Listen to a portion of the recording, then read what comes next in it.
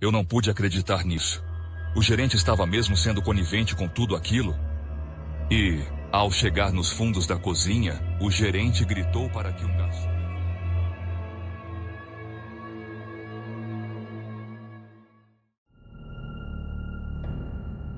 Eu sempre soube que o mundo não era justo. Desde pequeno aprendi que algumas pessoas nascem para brilhar, enquanto outras apenas refletem esse brilho de longe. Meu nome? Não importa. Sou apenas um garçom em um restaurante luxuoso, onde os ricos se banqueteiam e os pobres servem em silêncio. O restaurante era uma joia arquitetônica, um palácio de mármore e lustres cintilantes. O chão refletia a luz suave das velas sobre as mesas cobertas por toalhas de linho impecáveis. As taças de cristal tilintavam com os brindes e os garçons, como eu, deslizavam entre as mesas em uma dança silenciosa e ensaiada, servindo pratos dignos de reis a pessoas que mal nos notavam. A cidade ao redor era um mundo à parte. Ruas movimentadas, fachadas opulentas e vitrines exibindo artigos de luxo que eu nunca poderia comprar. À noite, as luzes douradas iluminavam as calçadas de paralelepípedo, onde mendigos se encolhiam nas sombras, ignorados por aqueles que passavam em seus carros brilhantes. Todas as noites eu vestia meu uniforme impecável, segurava minha bandeja com firmeza e engolia minha frustração junto com o cheiro da comida que eu nunca poderia pagar. Naquela noite, o restaurante estava mais movimentado que o normal, e logo percebi que algo estava diferente. De onde eu estava, senti os olhares daquela mesa específica, insistentes e avaliadores, como se estivessem à espera do momento certo para me chamar. Pequenos sorrisos maliciosos se escondiam atrás das taças de cristal, enquanto cochichos abafados serpenteavam entre os talheres de prata. O som discreto das risadas carregava um tom peculiar, como se já antecipassem alguma piada às minhas custas. Foi então que senti uma presença ao meu lado. Um dos garçons veteranos se aproximou, e sem olhar diretamente para mim, sussurrou: "Cuidado com aqueles ali. Ouvi eles fazendo piadas maldosas. Tem um olhar estranho. Não se deixe levar." Suas palavras fincaram raízes na minha mente, mas forcei-me a afastar o desconforto. Eu precisava manter o profissionalismo, seguir meu trabalho sem hesitação.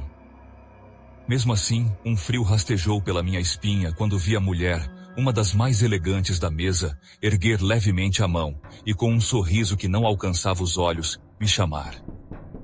"Garçom!" A voz dela cortou o ar como um chicote de veludo, repleta de uma diversão velada. O salão, ainda repleto de vozes e brindes, parecia se inclinar em minha direção. Eu sabia que dali em diante, minha noite tomaria um rumo inesperado. "Garçom!" ela disse, girando a taça entre os dedos. "Você canta?" Fiquei surpreso. Não era a primeira vez que um cliente rico decidia brincar com um de nós, mas cantar? Eu hesitei. Cantar sempre foi algo meu, um segredo guardado a 7 chaves. Era a lembrança mais forte da minha mãe, das noites em que sua voz preenchia nossa casa pequena e simples, trazendo um calor que o frio nunca poderia roubar. Engoli em seco. Cantar não era apenas uma habilidade, era uma cicatriz aberta em minha alma. Quando criança, minha mãe e eu preenchíamos as noites frias com canções, nossa única fuga da dureza do mundo. Mas agora, essa lembrança doía mais do que aquecia, um eco de algo que nunca mais voltaria. Eu não queria abrir essa ferida, não ali, não para aquelas pessoas. "Apenas um pouco, senhora", respondi, forçando minha voz a soar neutra, ignorando o nó que se formava na minha garganta. "Então nos entretenha, arrume sua gravata e faça seu show, jovenzinho", ela insistiu, e aquela mesa explodiu em risadas. Os olhares se voltaram para mim, o sangue subiu ao meu rosto. Eu sabia o que queriam. Queriam rir, zombar, transformar-me em piada. Podia recusar, mas isso só reforçaria o desprezo que já tinham por mim. Podia cantar e ser humilhado. Eu hesitei por um instante, forçando um sorriso educado antes de responder com cautela. Não é minha especialidade, senhora, mas temos um cantor no restaurante que ficaria feliz em atender ao seu pedido. Tentei manter a compostura, esperando que isso fosse suficiente para encerrar a conversa, mas o olhar da mulher mudou de imediato.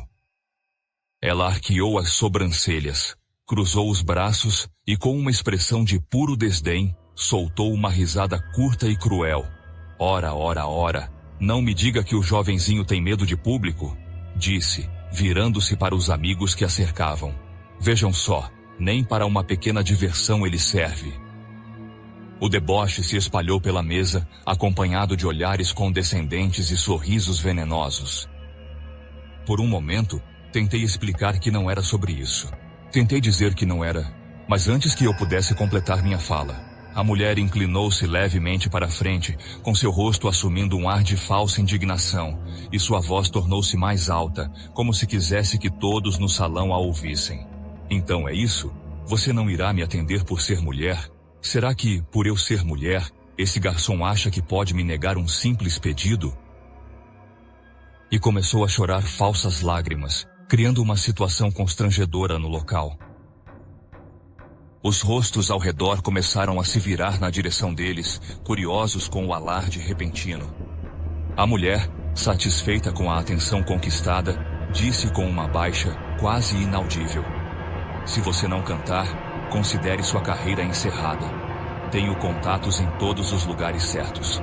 Empresários, políticos, gente que pode decidir o futuro de alguém com uma simples palavra. E se acha que pode simplesmente me ignorar, pense de novo. Posso garantir que não encontrará mais um único emprego nesta cidade." Neste momento, sem que eu percebesse, o gerente do restaurante tocou em meu ombro. Ele se inclinou para se desculpar com a mulher na mesa e me chamou para conversar na cozinha. Eu não pude acreditar nisso. O gerente estava mesmo sendo conivente com tudo aquilo? E, ao chegar nos fundos da cozinha, o gerente gritou para que um garçom levasse um vinho caro de cortesia como pedido de desculpas para a mulher e me olhou extremamente bravo e disse: "Você está louco? Sabe quem é aquela mulher? É a esposa de um poderoso empresário. Ela pode literalmente fechar esse restaurante com uma ligação. E sabe para onde vamos? Todos para o olho da rua, e nunca vamos conseguir mais nenhum emprego nesse país." Eu ainda não podia acreditar naquelas palavras. Mas antes que os outros garçons viessem me acudir, eu fiz um gesto para pararem e disse que iria cantar. Muitos me olharam me repreendendo, mas eu tinha que fazer isso. Não por causa daquele gerente medíocre, mas não podia me responsabilizar pelos mais de 100 funcionários daquele restaurante. Muitos eram responsáveis pelo sustento de suas famílias e não poderiam ficar sem aquele emprego. Subi ao pequeno palco improvisado, sentindo meu coração martelar contra o peito. O salão ainda estava repleto de sussurros e olhares debochados, mas fechei os olhos por um instante, buscando forças onde achava que não restava mais nada. Respirei fundo. O medo ameaçava me engolir. Mas então, a lembrança da minha mãe surgiu como um sussurro no vento. Eu a via, cantando para mim naquelas noites frias, sua voz doce e forte preenchendo o vazio. No começo minha voz tremia, quase como um sussurro hesitante.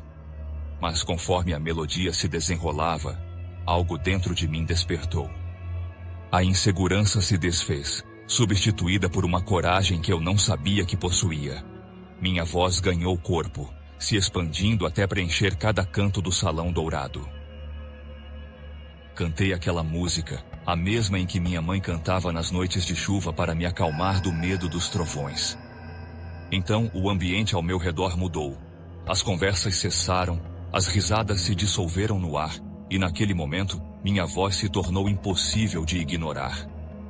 O restaurante, antes cheio de risadas e conversas fúteis, ficou em silêncio absoluto. Os músicos, sempre ignorados pelos clientes, começaram a me acompanhar. O violino deslizou suavemente, o piano encontrou minha melodia, e juntos criamos algo que não podia ser interrompido. Eu não era mais um garçom. Eu era a voz, e dava vida para aquele lugar. Abri os olhos no final da última nota e vi rostos boquiabertos. O salão inteiro estava paralisado, e então, um som. Palmas. Primeiro uma, depois outra, e logo o restaurante inteiro aplaudia de pé. Antes que eu pudesse processar tudo, um homem, aquele primeiro homem que se levantou e veio a aplaudir, agora se aproximou. Sou produtor musical e empresário de muitas estrelas. Tenho uma proposta para você, disse ele, e sua voz tinha um tom de urgência. Virei meus olhos para a mesa em que estava aquela mulher, mas agora estava vazia. E, para ser sincero, isso não importava mais. Algo dentro de mim havia mudado. Pela primeira vez, eu me senti visto. Naquela noite, deixei o restaurante ainda com meu uniforme de garçom, mas com uma certeza nova em meu peito. Eu não era apenas alguém que servia mesas. Eu era uma voz que precisava ser ouvida. E pela primeira vez, o mundo estava pronto para escutar.